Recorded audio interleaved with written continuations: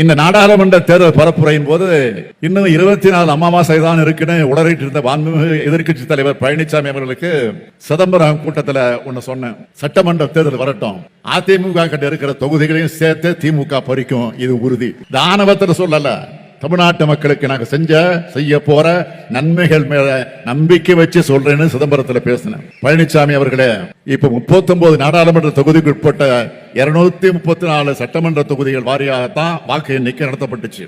அதுபடி பார்த்தா திமுக கூட்டணி 221 இடங்கள்ல முன்னிலை வகிச்சிருக்கு. அடுத்து இன்னும் கொஞ்ச நாள்ல விக்கிரவாண்டி இடைத்தேர்தல் வர இருக்கு.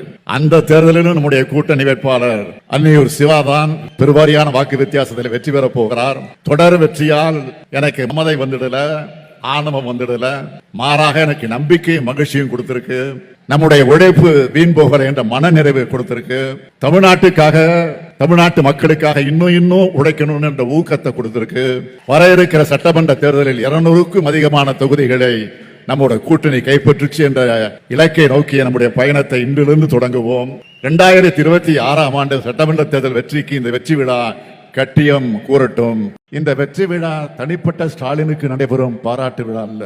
இந்த மேடையில் இருக்கும் இந்தியா கூட்டணி கட்சி தலைவர்கள் அனைவருக்கும் நடைபெறக்கூடிய பாராட்டு விழா இது. இந்தியா கூட்டணி தொண்டர்கள் அனைவருக்கும் நடைபெறும் பாராட்டு விழா இது. இது சாதாரண வெற்றி அல்ல, வரலாற்று சிறப்புமிக்க வெற்றி. இந்த கூட்டத்தை ஊடகங்கள் வழியா பார்த்துட்டு இருக்கக்கூடிய தொண்டர்களுடைய உழைப்புக்கு கிடைச்ச வெற்றி. எல்லாத்துக்கும் மேல நம்ம அரசு மேல நம்பிக்கை வச்சு வாக்களிச்சிருக்கிறாங்களே தமிழ்நாட்டு மக்கள், அவங்களுக்கு கிடைச்ச வெற்றி. புதிய வரலாற்றை படைக்கிறதுக்கான தான் வெற்றி இது. பாஜக 400 இடங்கள் வரை கைப்பற்றுன்னு சொன்னாங்க. ஆனா அதை உடைச்சு பாஜகவால தனித்து அரசமைக்க முடியாத நிலைமையை நாம உருவாக்கி இருக்கிறோம். இந்திய அரசியலமைப்பு சட்டத்தை மாத்த நினைச்சவங்களை புரட்சியாளர் அம்பேத்கர் கொடுத்த சட்ட புத்தகத்துக்கு முன்னாடி தலைகுனிஞ்சு வச்சிருக்கணும். இதுதான் தலைவர் கலைஞர் ஸ்டைல்ல சொல்லணும்னா இந்தியாவுடைய கூட்டணியோட 41வது வெற்றி. 2004 நாம 40க்கு 40 வெற்றி பெற்றப்போ ஆளும் அதிமுக மீதான அதிருப்தியில பெற்ற வெற்றின்னு சிலர் சொன்னாங்க.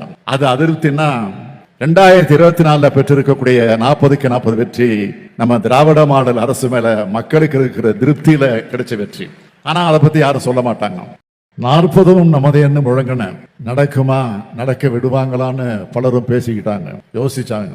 ஆனா நடக்கும் என்ற நம்பிக்கை எனக்கு இருந்துச்சு. என் நம்பிக்கைக்கு அடித்தளம் யாரு? கொள்கைக்காக இங்க கூடியிருக்கக்கூடிய நீங்க தான் என்னுடைய நம்பிக்கைக்கு அடித்தளம். மேடையில் இருக்கிற தலைவர்கள் தான் அந்த நம்பிக்கைக்கு ஆதாரம். ரத்தத்தை வேர்வையா சிந்தி காலத்தை உங்களுடைய கடமைக்காக மட்டுமே ஒப்படைச்சு 40க்கு 40 மட்டும்தான் நம்முடைய இலக்குன்னு நாளும் உழைச்ச திராவிட முன்னேற்ற கழகத்தோட உடன்பிறப்புகள், இந்தியா கூட்டணி கட்சியினுடைய தோழர்கள் அத்தனை பேரும் இருக்கிற திசையை நோக்கி நான் வழங்குகிறேன்.